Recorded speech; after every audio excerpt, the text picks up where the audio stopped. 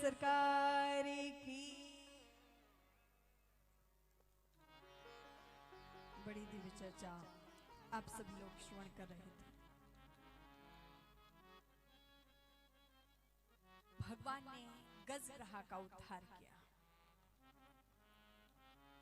गजेंद्र ने भगवान को पुकारा, लेकिन भगवान ने गजेंद्र से पहले ग्रहा का उद्धार किया। क्यों? क्योंकि भगवान कहते भी हैं दाशानुदासो भविताश में भूया। मुझे अपने दासों से ज्यादा अपने दासों के भी दास प्रिय है। एक बार स्वामी श्री हरिदास जी से पूछा किसी ने, बाबा आपका परिचय क्या है? आप कौन हो?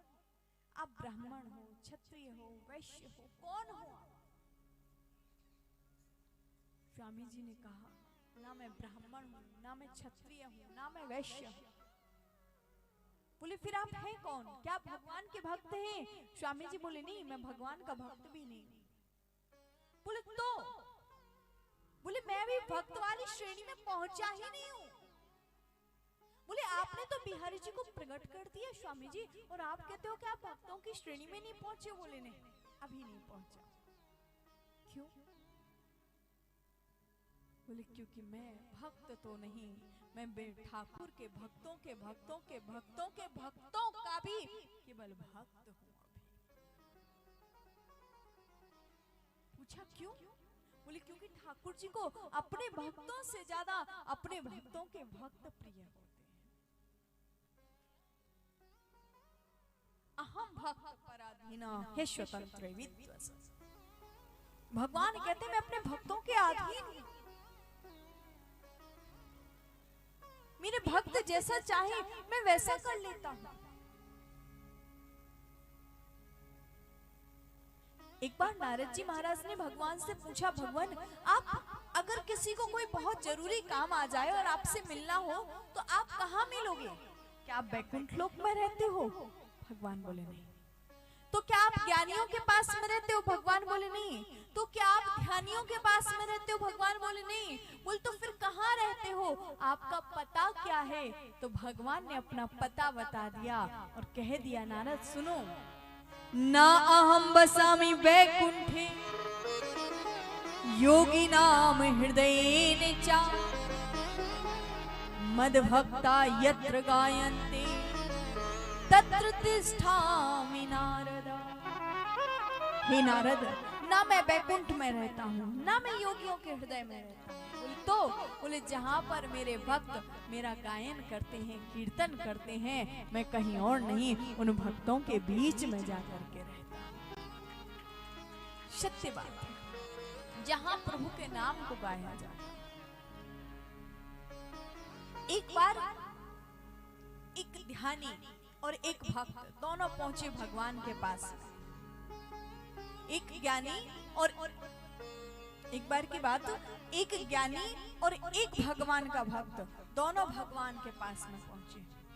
भगवान से जाकर के कहा, भगवान एक बात बताओ, आपके लिए भक्त श्रेष्ठ है या ज्ञानी श्रेष्ठ है? अब भगवान भी असमंजस में पड़ गए, क्या उत्तर दो? ज्ञानी कहता हूं तो भक्त नाराज है, भक्त कहता हूं तो ज्ञानी नाराज है। तो भगवान ने कहा इसका उत्तर मेरे पास में है। बोले कौन श्रेष्ठ है भगवान बताओ ना। तो भगवान ने कहा जो ज्ञानी है ना, ज्ञानी मेरी आत्मा है। भगवान बोले ज्ञानी मेरी आत्मा है। जो ये सुना तो भक्त तो बेचारा उदास होकर के वापस लौटने लगा। भगवान बोले तू जाता कहाँ है, रुक। भक्त बोला भगवान क्या करूंगा रुक के, जब ज्ञानी आपकी आत्मा है तो मेरे लिए बचा क्या है, मेरा तो कुछ है ही नहीं। भगवान बोले नहीं नहीं बात तो पूरी सुन ले। भगवान बोले बेटा ज्ञानी मेरी आत्मा है, लेकिन भक्त मेरा भी परमात्मा है, भक्त मेरा भी परमात्मा है। तो सच बात है, जो सच्चे मन से भक्ति करता है भगवान उसके अधीन हो जाते हैं। पर हम लोगों की भक्ति कैसी होती है? हम लोगों की भक्ति है चलती फिरती भक्ति। राम कथा सुनी, राम जी की महिमा सुनी। आजकल जिसके मुख पे देखो तो राम नाम राम नाम राम नाम चल रहा है। आजकल फेसबुक खोलो, इंस्टाग्राम खोलो तो बस एक ही चीज दिखाई देती है, राम आएंगे राम आएंगे राम आएंगे। तो लगता है अब तो राम जी की भक्ति करना चाहिए, राम जी जल्दी कृपा करें।